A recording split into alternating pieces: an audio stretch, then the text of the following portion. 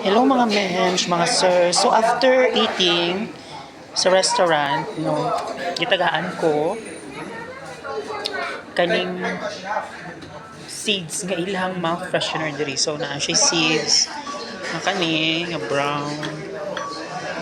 And then naapoy puti. Ambot mo sa ng puti. Huwag na po siya toothpick, no?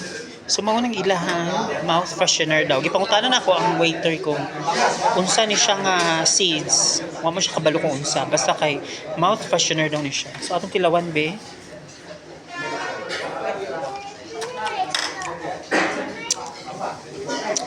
Kung siya mara siya na mentol.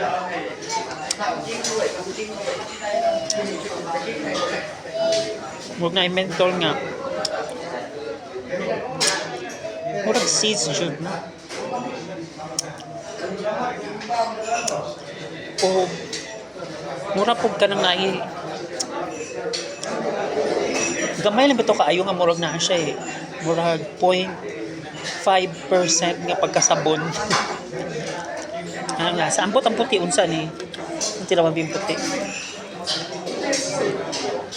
Ang puti lang ko aon be.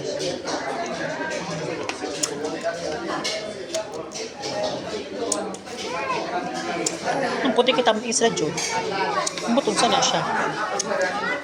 Wala, basta hindi na pwede makaon. Kaon pa tayo niyo.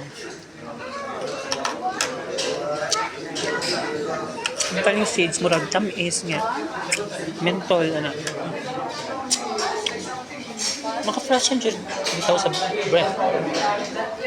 Natural siya, no? Natural. Okay, bye-bye.